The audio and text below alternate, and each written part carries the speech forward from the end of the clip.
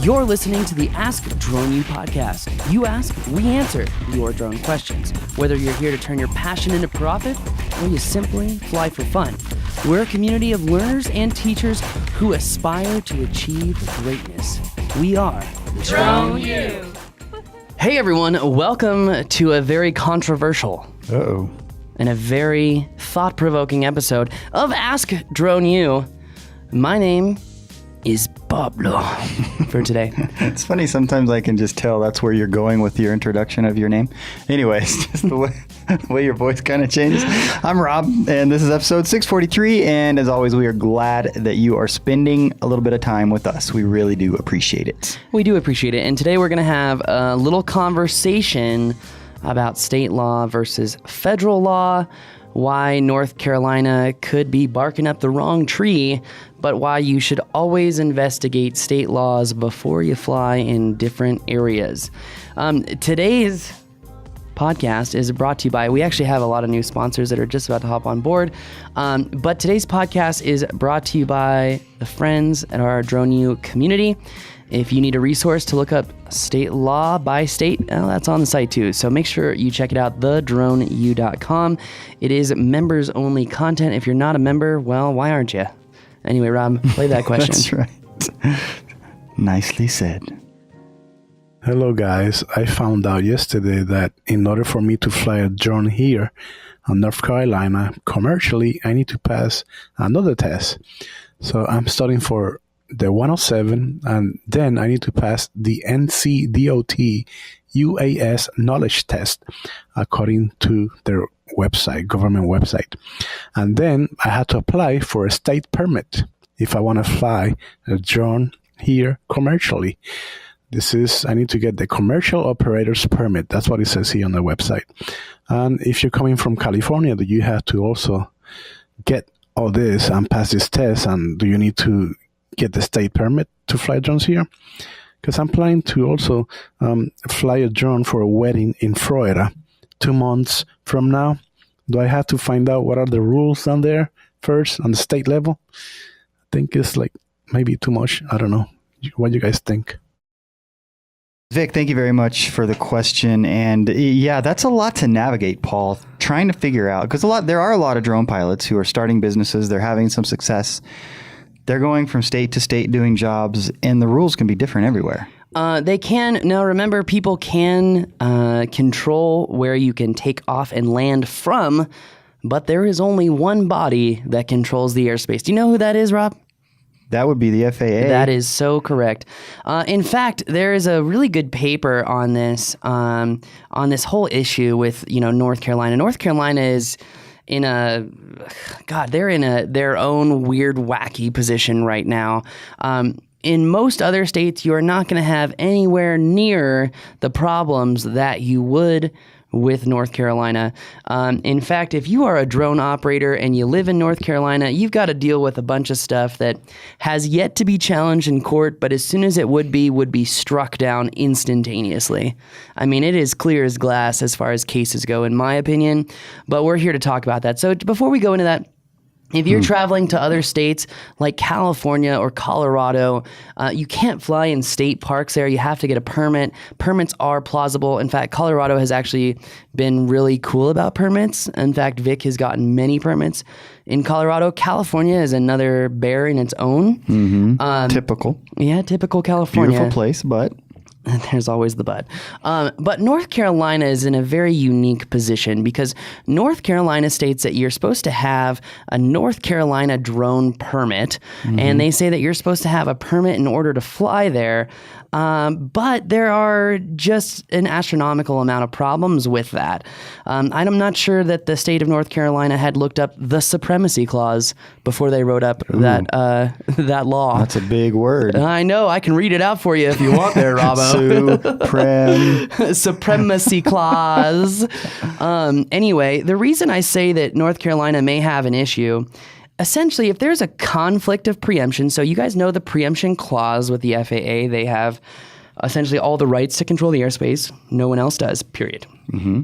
Now, DHS definitely has something to do with that. So does the military. And there are places that you cannot fly. Sure.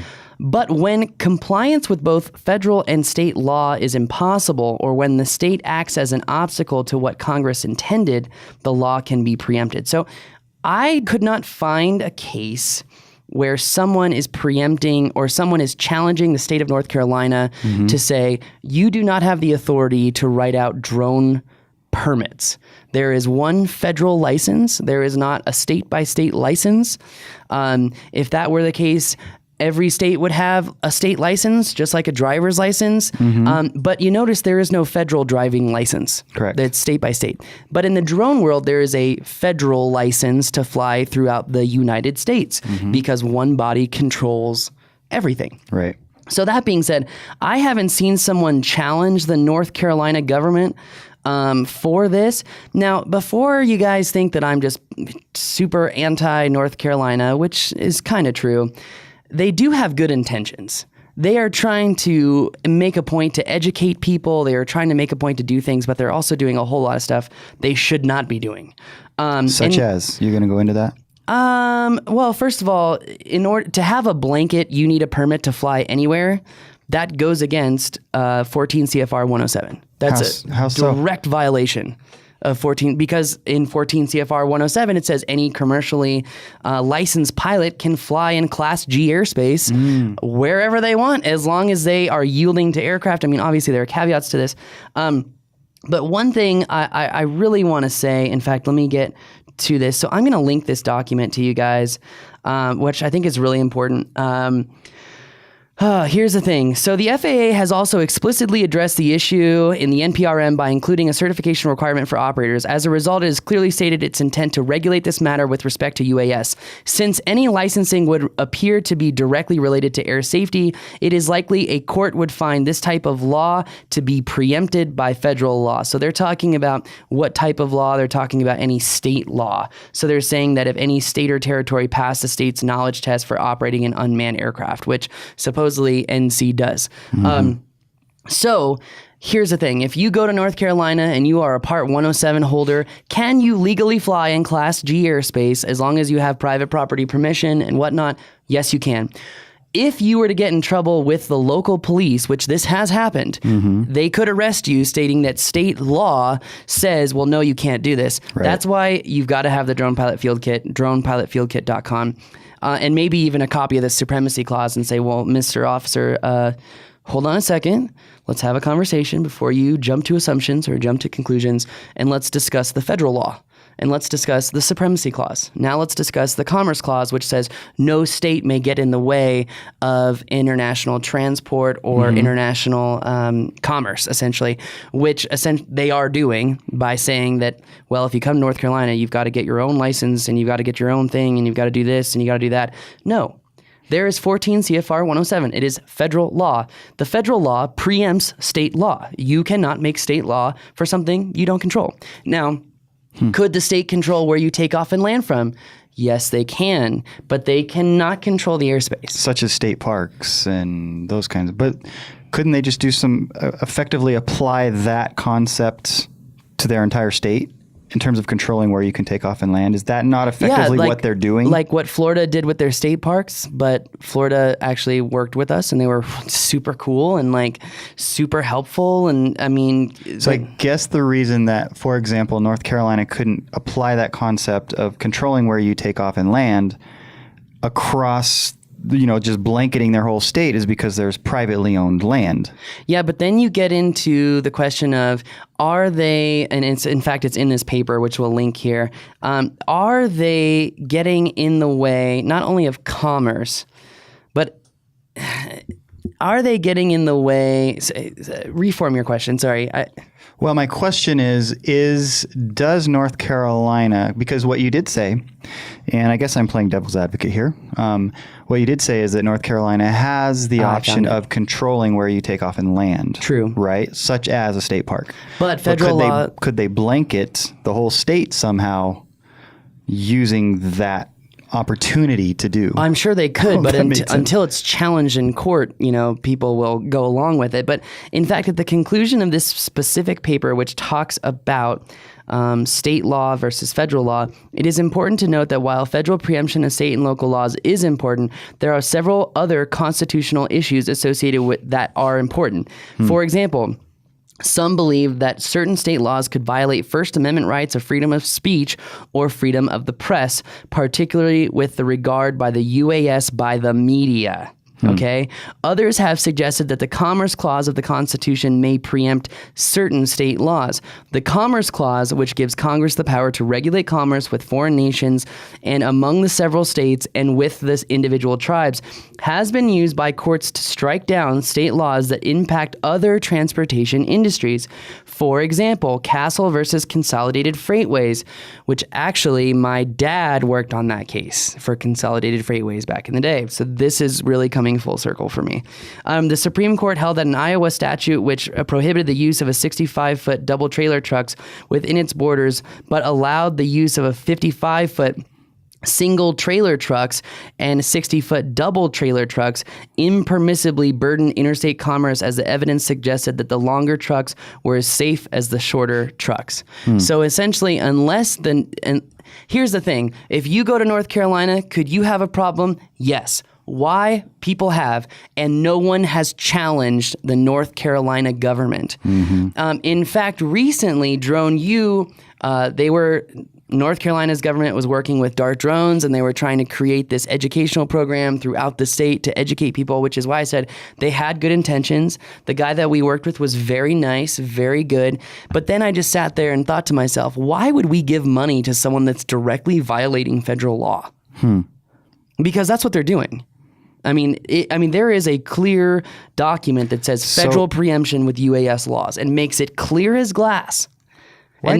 Sorry. No, go ahead. Why do you think the FAA is letting it happen? Because they don't have the time or the money to enforce it. Okay. Or maybe it's not a high priority. I don't know. I'm not the FAA as much as it's asking you to speculate. I understand. True, that. and as much as they're asking me to be a very significant part of the FAA, which you know what I'm talking about. I don't know. I don't want to have my hands tied behind my back, if that makes sense. Sure. And I don't want to be. I can understand a lot of operators. They don't want to be the guy out there that takes a job in North Carolina and then the police show up because some angry old lady is like, that drone is flying over my house and looking at my daughter in my pool, when they don't have a pool or a daughter. So, and I mentioned the David Boggs case. If that were to happen and the police were just not very educated about the subject and not willing to discuss the real law behind this, yes, you could have a problem. But until someone challenges the North Carolina state government, you could have problems. And don't forget, guys, even though North Carolina does not have the authority to control airspace, they can control where you can take off and land. So you've got to be really careful when you have these arguments. And also when you're dealing with police, so important, so important to be respectful, so important just to try to level with them and say, look, before you assume that I'm doing something wrong, let me pull out this document. I'm going to read the law to you. Okay? Make your interpretation therein, and you do whatever you're going to do. But please allow me to present my case in front of you, because at the end of the day, you do interpret the law, and at the end of the day, 3 days in jail because you guys want to hold me for questioning could ruin my life. I mean, they literally did a Freakonomics episode on how 4 to 5 days in jail can completely ruin someone's life. Wow. Yeah. Well, if you don't make a lot of money and you're paid a certain bi-monthly and and all of a sudden you've got direct auto pay out of your checking account, and all of a sudden your car payments aren't being made and your house payments aren't being made and your bills aren't being made, you can get in significant, in really significant financial trouble. Sure. And whether you're rich, poor, or in between, I really struggle with that, because at the end of the day, you could be detained for very minor things depending on the interpretation. And I ask all of you public safety officers out there, I know that a lot of things can go wrong and emotions can run wild, and It can seem that one particular issue is the case, and in all actuality, another particular issue is the case. But I just ask you from the bottom of my heart, we are all humans. We are all humans. And if you give someone a chance to converse, you give someone a chance to explain what they're doing, and I don't know how to say this, like you level with someone, and I realize a lot of people can't be leveled with. I get that. But for the guys who are trying to describe what they're doing, they're trying to say, look, this is federal law. This is why I believe this is okay. I'm not trying to cause any problems. I'm still doing this by the book federally. But Devil's if advocate. you're that person and the officer says, I appreciate what you're saying. However, we have this state law. He's not there to adjudicate, right? He says, we have this state law. You as the pilot need to say, yes, sir.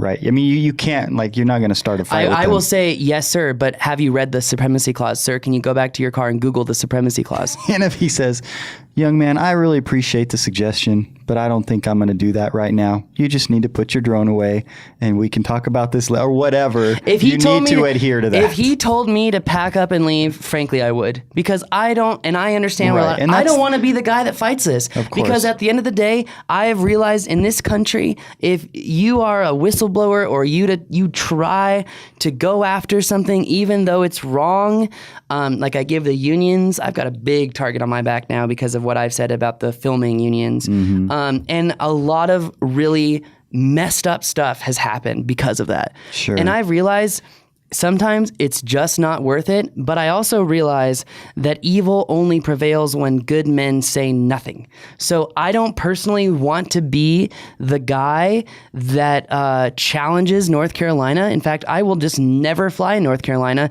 It sucks to suck North Carolina because you could be getting tax revenue from that. So anyway, you just ask yourself, like, what are they really after?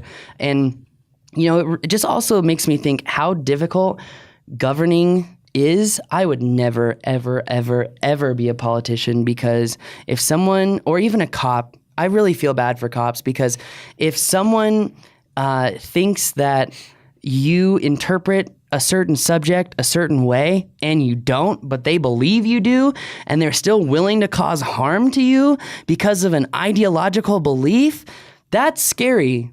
What's even scarier is like what they would do not only to you, but your family. And it's just not worth it. It's just not worth it. And in all honesty, I've got to give mad props to John Taylor, because even though he knew he was right, and I know I'm right in this case with North Carolina, he's got brass balls. But there are a lot of states that have laws, have UAS laws of not some like sort. North Carolina. Maybe not that require you to take an additional test. And a license and a permit on top of that, which now you're getting into the Commerce Clause issues. Understand. But anyways, okay. His actual question was, is there anything in Florida similar to what I have to deal with in North Carolina? And there's not, right? There's not. There's certain places you cannot fly. Again, yes, states can control where you can take off and land, just like National Park Service can control where you take off. You cannot take off and land or operate a UAS from a national park. But if you fly into a national park as you're operating it from outside of the national park, that is 100% legal. Period. End of story. 100% legal. In fact, one of our members had the drone pilot field kit, and he was flying a national park, and he was literally standing 10 feet outside the gate, and he got rushed by NPS agents, which it's scary. It's intimidating. Like, you just like start getting nervous because you're like, what am I doing wrong? And even if you know you're not doing anything wrong, it's still nerve wracking. And they had to get their manager out there. They had to get the site manager out there. And he literally was like, I pulled up the drone pilot field kit and was like, here's the NPS law. It does not say that I cannot operate from outside of your jurisdiction and fly in. And the guy was like, threw it at him and said, have a nice day. And it's like, the law is the law. Yeah. And, you know, yeah, it's just, I get really frustrated, and I have to be really careful, because at the end of the day, police officers are humans too. At the end of the day, NPS agents are police officers too. The top NPS UAS guy is a member here at Drone U. And it's just frustrating, because like, it is so clear in black and white that North Carolina cannot do this. There are literally reports from UNC that say they can't do this, and yet it still happens. And in all honesty, I'm not going to be the guy that fights it. I can. And so there's you could be the guy that fights it. You could also be the guy, and this might be a little bit controversial in terms of trying to stop this kind of thing from happening, but you could also be the guy that just says, I live in North Carolina. I want to work here. I'm going to get it done. Most people probably aren't. I'll just be a step ahead of them. Right? I mean, you might as well, you might say that's conforming or whatever. Yeah, I'm not cool with that. Well, but if you live there, you probably would be. Yeah. maybe that's you wouldn't, beast, but you're an anomaly. That's a whole nother animal. I know it is. That's why I brought it up. I'll call the NC State guy right now from the UAS department and be like, "Hey, you're on the air. What makes you think you have the authority to do drone licensing on the state level?" I'd actually be curious to hear that. I'm not saying call him, please. Paul's mind is churning. He's about to grab his phone. Don't do it. We don't have time. People know from my webinars, I will do stuff like this. So I have no issue calling people out. But then it goes back to, we're all human. That guy is just trying to have, so if we call that guy, what purpose does it really serve? Because at the end of the day, all he wants is a sustainable paycheck to feed his family, to live the life. And ultimately, he doesn't make the decision. It's higher up. Sure. Probably, yeah. I mean, who knows? Yeah. Anyway. Indeed. Anyway. It's an interesting subject, but our friend Vic can go fly Florida, just be careful of where, right? Yes, totally. That's kind of the bottom line as far as that part of this is concerned. 100%. But it is an interesting conversation, and it is an important conversation. And don't forget to check your TFRs. Mm-hmm. Like, for example, President Trump is in Arizona today, and you cannot fly any of Phoenix. And if you are, you could be in serious trouble, like really serious trouble. So make sure you check your TFRs, make sure you check your Notams just in case, and always be sure you are in the right airspace. That is so important. And guys, I do not want to advocate or provoke people to fight the North Carolina Department of Transportation. Mm-hmm. I'm not for that at all. I just wish we could sit down with the governing body and be like, let's sit down and have a conversation, and then bring the FAA in and say, let's sit down and have a conversation. Kind of like how I did in Albuquerque. But even still, even though I corrected that lady, I'm still not benefiting from that office. It's still got massive issues. And then I sit here and think, is it really worth it just going after them? Is it really worth it? I mean, at the end of the day, do I really care when we're still churning out content, we're still helping people? And then I just got to ask myself, what is it all about? Why are you doing this? Right. Because I want to help people. That's why I had this rough conversation just now, because I want to help people understand what is right. And maybe a couple in North Carolina police officers will hear this and say, huh, that's interesting. I didn't know that. And maybe we help someone. Maybe we help avoid a confrontation. And if we help avoid one confrontation, I feel like my job here is done. What I would wonder is if one of those police officers hears this, so now they're sort of in a conundrum, right? Mm-hmm. But could they get in trouble for not making sure they keep people from adhering to the North Carolina laws? How many times have you seen a police officer make a moral judgment and not go after someone? And honestly, and that person probably was scared out of their mind and was like, look, I'll never do this again. And maybe, I know not everyone is like this. Yeah. I know not everyone is like this, but maybe there were a few times where that cop made a moral judgment and he said, you know what, it is just not worth going after this person. I've had this conversation. I'm going to follow up with this person. And I would love to see, and I know this will probably never happen in this country, I would love to see like,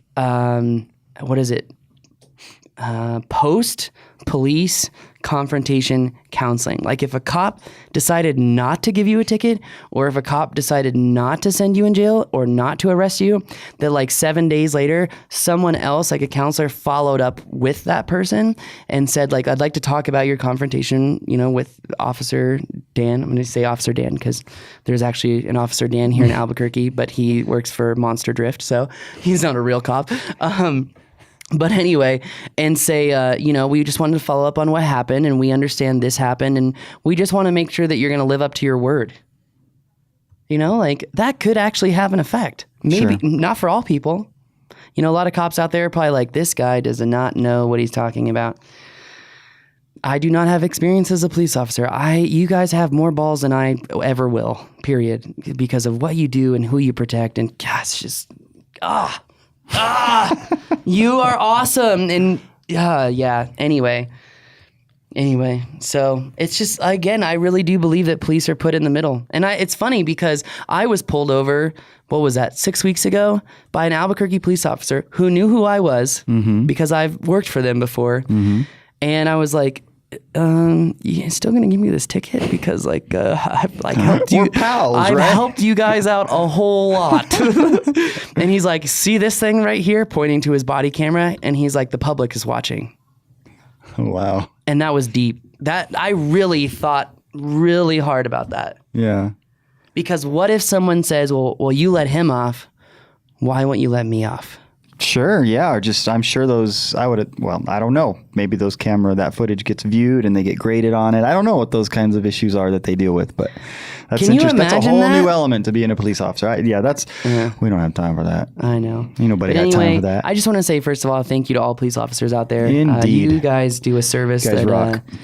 In fact, there's a couple that we still need to get on the air to talk about. No, the guy from because Chicago. We sit here and we talk about we don't do what you do. We don't know what you're thinking. Well, there are people that do that would love to come tell us. It was funny, actually. I was talking to another APD officer, and I was having a similar conversation like this, and I was like, well, I have a college degree in criminology, and he's like, let me tell you how useful that is. And he was like, how many degrees do you have? And I was like, 3. And he's like, yeah, about that. And I was like, you know what? You're right. And I mean, Einstein said it best. The only knowledge is gained by experience. Indeed.